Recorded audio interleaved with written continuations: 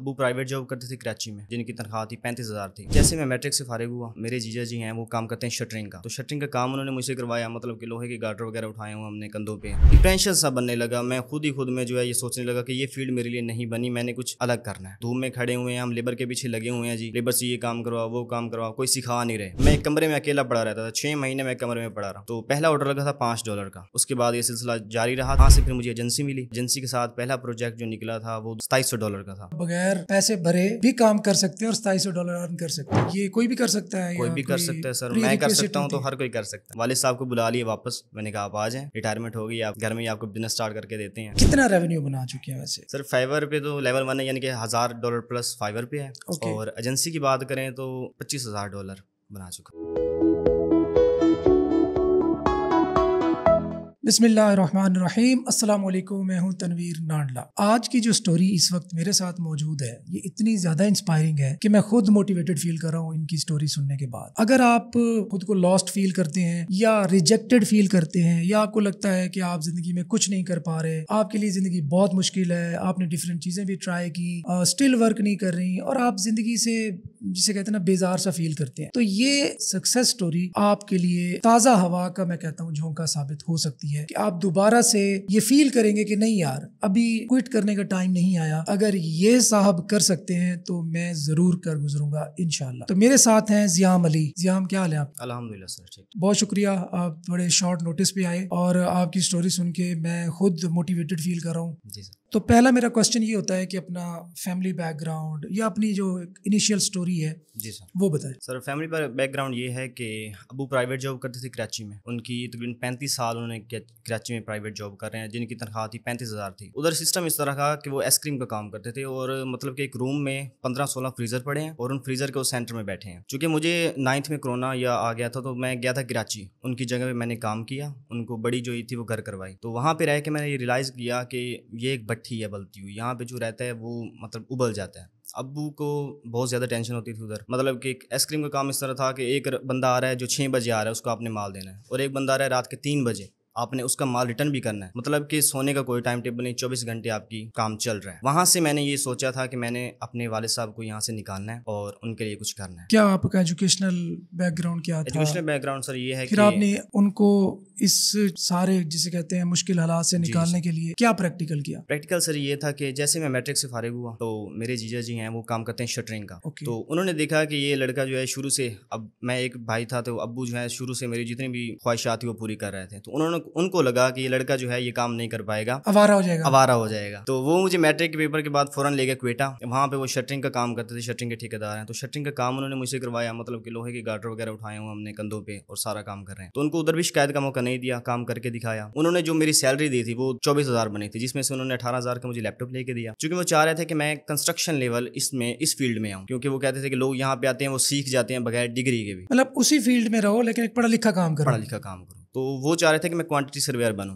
तो उधर उन्होंने कुछ दिन मुझे बिठाया क्वेटा में। तो जब मैं वापस आया तो उन्होंने उसके बाद मुझे बुला लिया लाहौर, वहाँ पे उन्होंने मुझे एक जॉब दिलवाई, कंपनी थी कंस्ट्रक्शन कंपनी उसमें। तो वहाँ पे जो लोग थे ना वो समझे कि बहुत बदतमीज़ थे, मतलब कि वो सिखाने वाले नहीं थे। मैंने उनको काम करके भी दिखाया, क्योंकि मैं एक्सेल का और वर्ड का जानता था, मैं इन्वॉइसेस वगैरह बनाता, उधर डिमांड्स वगैरह सारा कुछ बना के दिखाता, लेकिन उन्होंने मुझे उधर नहीं रखा। उन्होंने कहा कि आप साइड पे जाएं, तो उन्होंने मुझे साइड पे भेजा। तो साइड पे भी जो बंदे थे वो मजीद बदतमीज़ थे, मतलब उन्होंने मुझे धूप में खड़े हुए हैं हम, लेबर के पीछे लगे हुए हैं जी, लेबर से ये काम करवाओ वो काम करवाओ, कोई सिखा नहीं रहे। डिप्रेशन सा बनने लगा, मैं खुद में जो है ये सोचने लगा कि ये फील्ड मेरे लिए नहीं बनी, मैंने कुछ अलग करना है। तो वहाँ से मैंने वो जॉब को छोड़ने का सोचा। फिर सर घर आए तो घर में जो, चूंकि अब वो आइसक्रीम का काम करते तो सर्दियाँ थी तो काम बंद था, तो घर में मजीद टेंशन बन गई कि ये लड़का जॉब छोड़ के आ गया, नहीं छोड़नी चाहिए थी, काम करना चाहिए था। लेकिन मैंने घर वालों को कहा कि मुझे थोड़ा टाइम दे, मुझे यकीन है कि मैं कुछ कर लूँगा, ये फील्ड मेरे लिए नहीं बनी। तो वहाँ से मैंने काम स्टार्ट किया। आपके पेज पे पड़ी हुई है वीडियो सर समी की, तो समी अहमद सियाल, वहाँ से भी देखा, और सर अहमद शाह मिर्जा साहब से वहाँ पे गेस्ट पोस्टिंग का थोड़ा आइडिया था, तो मैंने अक्टूबर में काम शुरू कर दिया उनके यूट्यूब चैनल से देख के। तो पहला ऑर्डर लगा था $5 का, उसके बाद ये सिलसिला जारी रहा था, लेकिन जो इनकम थी वो स्टेबल नहीं थी। सर समी का जो लेक्चर देखा उन्होंने बताया था कि एजेंसीज किस तरह फाइंड करते हैं गूगल से, मतलब कि आप गूगल पे जा रहे हैं, एक USA की स्टेट्स निकाल लें, फिर आपकी हर कंपनी में ये जो एजेंसी आपकी मेल जानी चाहिए, चाहे आपकी मेल जो है स्पैम में भी पड़ी हो। तो वही तरीका मैंने अप्लाई किया, वहाँ से फिर मुझे एजेंसी मिली और और एजेंसी के साथ पहला प्रोजेक्ट जो निकला था वो $2700 का था। चूँकि पहला प्रोजेक्ट बहुत बड़ा था, मुझे यकीन नहीं आ रहा था, तो मैंने उनको कहा कि मुझे जो है थोड़ी एडवांस पेमेंट दें,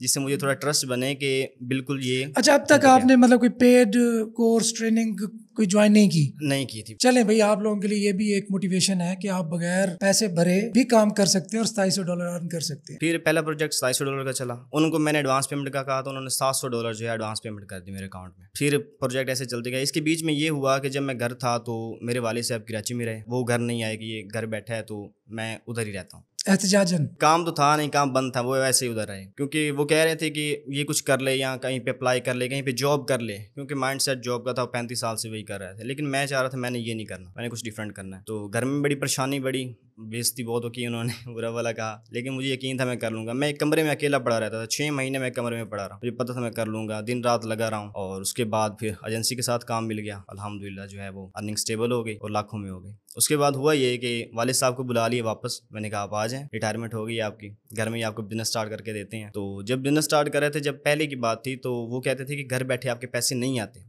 जी घर बैठ के पैसे आते तो लोग दफ्तरों में क्यों जाते हैं। सही है। तो मैं कहता था आप यकीन रखें मैं कुछ कर लूँगा। तो जब उनके लिए शॉप बनाई मैंने घर में, तो वो कह रहे थे कि इस घर बैठे पैसे नहीं आते, तो मैंने उनको कार्ड दिखाया कि ये देखें मैं डॉलर निकालने जा रहा हूँ। पियोनियर का कार्ड था? नहीं, बैंक के, यानी कि डायरेक्ट पेमेंट आ चुकी थी ना। तो मैंने कहा ये मैं निकालने जा रहा हूँ और आपका सामान लेने जा रहा हूँ शॉप का। तो उनको उधर बिजनेस स्टार्ट करके दिया, अल्हम्दुलिल्लाह 1 साल हो गया, वो घर है। घर भी मैंने दोबारा यानी कि मकान वगैरह न्यू बनाए हैं माशाल्लाह। तो अल्हम्दुलिल्लाह अब जिंदगी सेट है जी। तो ज़ियाम फिर आई स्किल्स का ख्याल कैसे आया और आई स्किल्स कब ज्वाइन किया? आई स्किल सर, जब सर समी की मैंने वीडियो देखी तो वहाँ से मुझे आई स्किल का पता चला। उसके बाद मैंने आई स्किल बैच 12 में एडमिशन लिया। पहले मुझे पता था कि सिर्फ गेस्ट पोस्टिंग होती है। आई स्किल में आने के बाद मुझे पता चला कि ऑफ पेज में और भी बहुत सी चीज़ें होती हैं, मिसाल तौर पे बैकलिंक्स और भी बहुत होते हैं। अब जो क्लाइंट्स मेरे पास आते हैं, मुझे फ़ायदा ये हुआ, सर सैफुल्लाह और सर समी के लेक्चर्स भी उसमें हुए थे। एक तो मुझे पता चला कि यूनिक साइट्स किस तरह फाइंड करनी है, दूसरा कि एक क्लाइंट अगर मेरे पास आ रहा है गेस्ट पोस्टिंग लेने, तो मैं उसको दूसरे बैकलिंक्स की भी ऑफर कर देता हूँ, तो वो भी ऑर्डर मेरा लग गया, इससे भी मेरे ऑर्डर इंक्रीज हो गए। अब जब सर समी का लेक्चर था तो उन्होंने बताया था कि यूनिक साइट्स किस तरह आपने फाइंड करनी है। पहले जो मेरा घिसी पिटी ना हो, हाँ जो सिर्फ मेड फॉर गेस्ट पोस्टिंग ना हो। बिल्कुल सर। उससे हुआ ये कि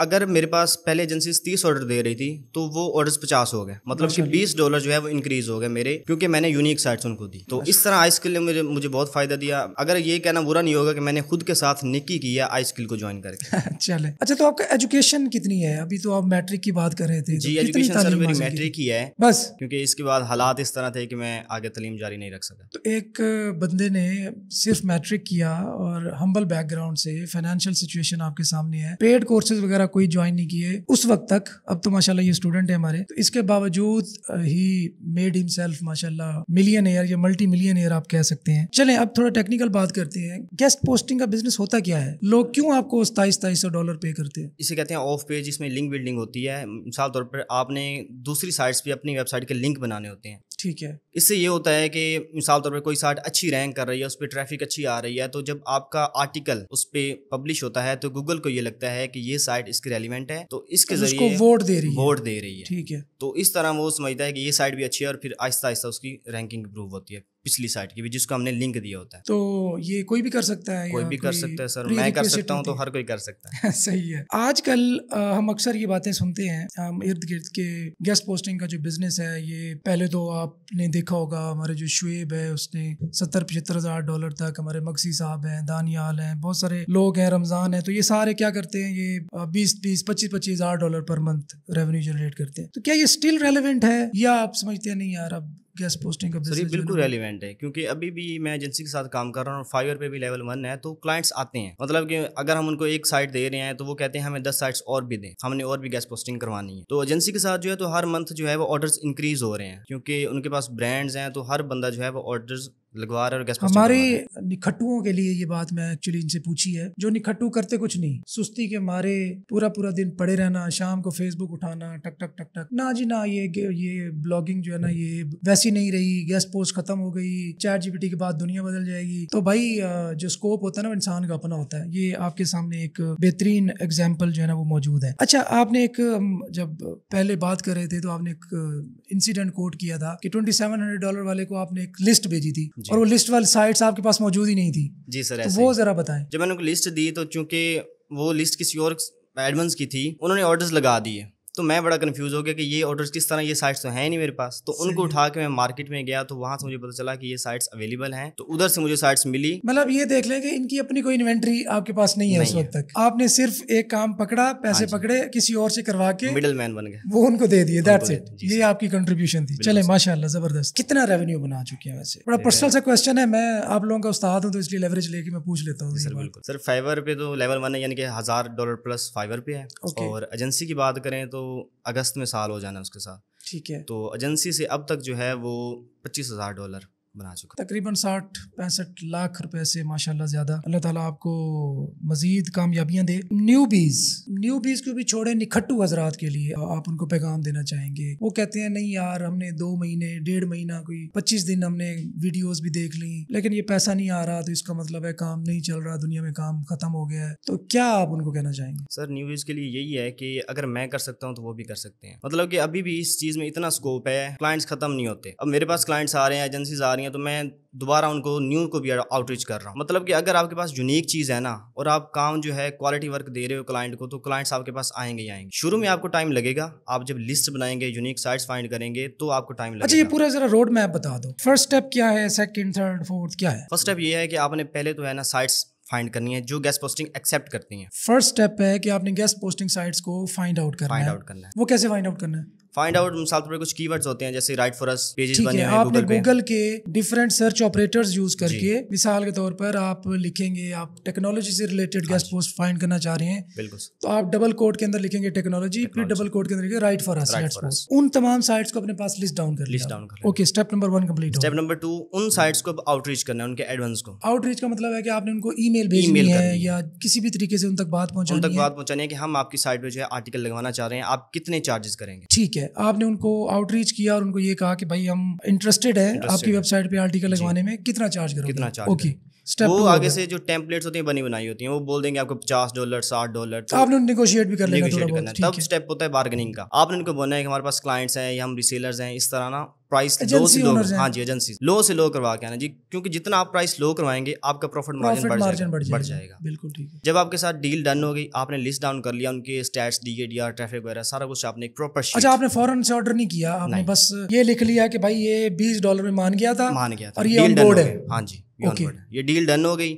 अब वो दोबारा आपको तंग नहीं करेगा कि आर्टिकल दो। आप इसी तरह मजीद साइट के साथ डील करते जाएं और एक अपना डेटा सेव करते जाएं कि इसके साथ इतने प्राइस में जो हमारी डील डन है। ठीक है, लेट्स सपोज मैंने टाइम लगा के 50 साइट्स के साथ निगोशिएट करके प्राइसिंग ओके करके मैंने लिस्ट डाउन कर लिया उसको। What's next? देन आपने जाना है क्लाइंट्स हंटिंग की तरफ। सेम जब हम, अब ये वाला सिलसिला एक तरफ रहा, एक तरफ हो गया। अब मैं जो लोग यहाँ पे आर्टिकल लगवाना चाहते हैं उनको फाइंड आउट करूंगा। ठीक है, हम गेस्ट पोस्टिंग की साइट्स वो फाइंड कर रहे थे जिन पे ट्रैफिक अच्छी हो। अब हम डायरेक्ट अगर गूगल पे फाइंड करेंगे तो हम उन साइट्स को फाइंड करेंगे जिन पे ट्रैफिक नहीं है, देन हम उनको गेस्ट पोस्टिंग की ऑफर करेंगे। ओके, सेम हम फाइवर पे जाएंगे, फाइवर पे गिग्स बनाएंगे। बड़ी इंटरेस्टिंग बात है, मैं यहाँ पे एलेबोरेट करना चाहूंगा कि एक तो आपने लिस्ट डाउन कर लिया उन साइट्स को जो गेस्ट पोस्ट एक्सेप्ट करती हैं। अब आपने उन साइट्स को ढूंढना है जिन पे ट्रैफिक नहीं जा रही, ताकि आप उनको एक डर का बिजनेस भेज सके कि भाई तुम्हें गेस्ट पोस्टिंग की जरूरत है, गेस्ट पोस्ट लगवाओगे तो तुम्हारी साइट रैंक होगी। हमारे पास ये साइट है, इस पे 50,000 ट्रैफिक है, 60,000 ट्रैफिक है, इस पे गेस्ट पोस्टिंग लगवाओ,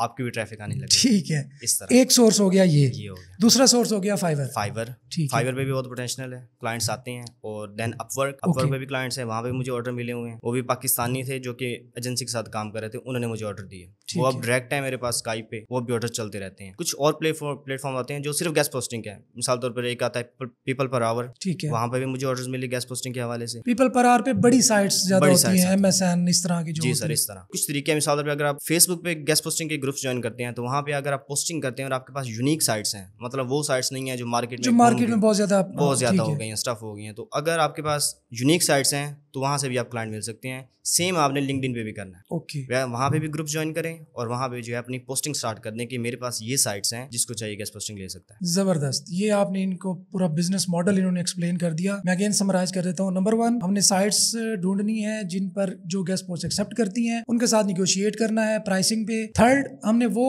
साइट्स ढूंढनी है जिनका हालत पतली है, जिनको ट्रैफिक की जरूरत है या बिजनेस करने की जरूरत है, उनको हमने कहना है कि भाई आप गेस्ट पोस्टिंग लोगे तो आपकी वेबसाइट की ट्रैफिक जो है वो इंप्रूव होगी।